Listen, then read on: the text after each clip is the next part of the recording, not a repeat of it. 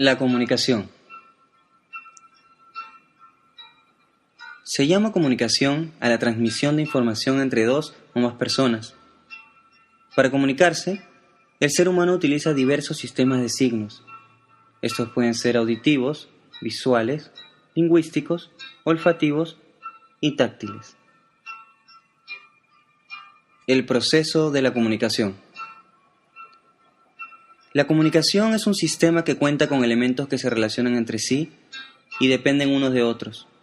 Los elementos que intervienen en el proceso de comunicación son el emisor, que es el sujeto del que parte la información, el receptor, que es el destinatario de la información emitida por el emisor, el mensaje, que es la información transmitida, el código, que es el conjunto o sistema de signos que se combinan entre sí para poder formular el mensaje.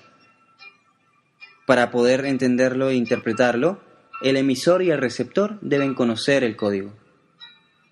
El canal es el medio físico a través del cual se transmite el mensaje. Por último, está el contexto situacional, que es el conjunto de circunstancias que rodean al acto comunicativo y lo condicionan. En las organizaciones, se puede decir que todo lo que un gerente hace implica comunicación. Esta funciona tanto en el proceso de controlar, motivar, informar y hasta expresarse emocionalmente. Componentes de la comunicación. Existen gran cantidad de estudios que distinguen tres componentes en nuestra forma habitual de comunicarnos unos con otros: el contenido verbal, el tono de voz y el lenguaje corporal. Según estas investigaciones, el 55% de todo lo que transmitimos a nuestro interlocutor está relacionado con una amplia variedad de gestos que proyectamos, mientras que el elemento vocal, es decir, el tono e intensidad de nuestra voz, tiene una importancia del 38%. Finalmente, y con un nivel de importancia bastante menor, se sitúa el elemento verbal, que viene a ser lo que realmente decimos con las palabras que usamos. Estilos de comunicación. El primer estilo tiene como dificultad mayor el ponerle límites a otras personas, por lo cual abusan de él. Este es el estilo pasivo. Los efectos que causa es que provoca que los demás no respeten sus derechos, pierde ocasiones y oportunidades y es propenso a la marginación. El segundo estilo se caracteriza por violentar los derechos de los demás para lograr lo que desea. Es el estilo agresivo. Y lo que causa es crear conflictos, que los demás sean serviles o lo rechacen, y además expresa sus sentimientos de manera inadecuada. El tercer estilo es el asertivo. Esta es una persona capaz de poner límites, ayuda cuando lo cree conveniente y respeta los derechos de los otros. Además, hace respetar los suyos. Los efectos que causa son alta autonomía y autoestima, mantiene una comunicación eficaz, resuelve problemas, hace respetar sus derechos y sus intereses. Bloqueos de la comunicación. El filtrado. Se refiere a la manipulación de la información que genera el emisor para que sea vista más favorablemente por el receptor.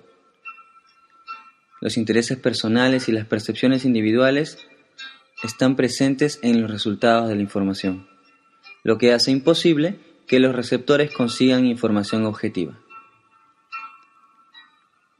Percepción selectiva. En este caso, los receptores ven y escuchan en forma selectiva la información, basados en sus necesidades, motivaciones, experiencias y antecedentes, lo que no permite que se perciba la realidad y en su lugar se interprete según el parecer de cada cual. Sobrecarga de información. Esta es la condición en la cual el caudal de la información excede la capacidad de procesamiento del individuo. Otro bloqueo común de la comunicación son las emociones. Sin duda, el estado de ánimo que se tenga en el momento de recibir un mensaje influirá en la forma de interpretarlo. El mismo mensaje recibido cuando uno está enojado o perturbado se interpreta de otra manera que cuando uno está contento. Esto entorpece la comunicación efectiva y en los casos somos más proclives a descuidar nuestros procesos de pensamiento objetivos a cambio de juicios emocionales. Lenguaje.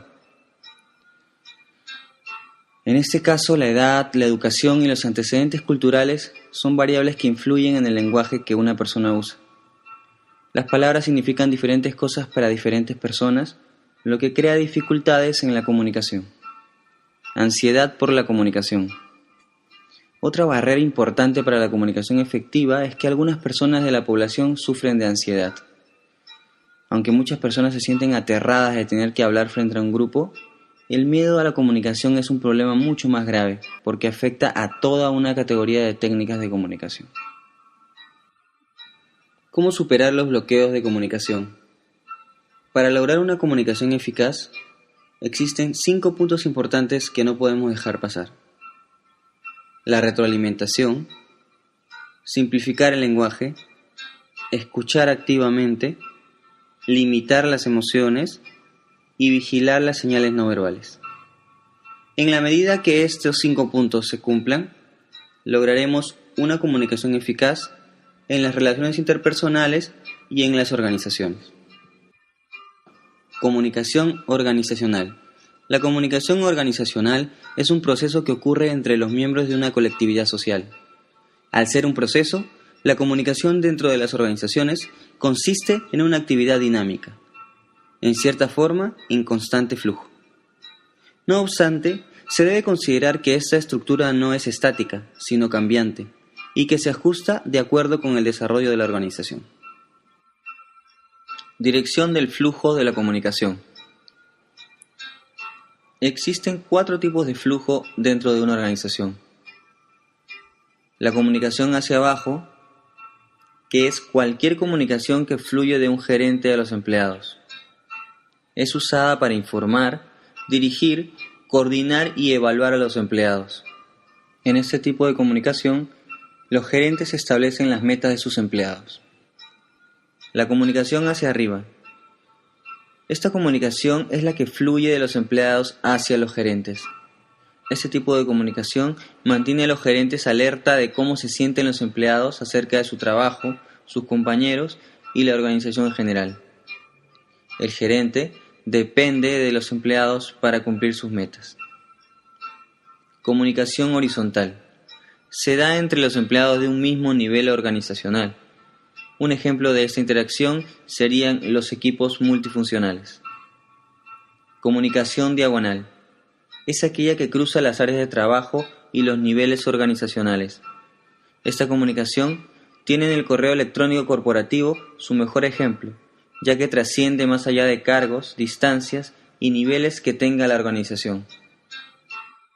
Redes de comunicación organizacional. Existen 3 tipos de redes. Red tipo cadena, donde la comunicación fluye de acuerdo con la cadena formal de mando, tanto hacia abajo como hacia arriba. Luego está la red tipo rueda, que representa la comunicación que fluye entre un líder claramente identificable y fuerte y otras personas en un grupo o equipo de trabajo. Finalmente, en la red tipo todo canal, la comunicación fluye libremente entre todos los miembros de un equipo de trabajo.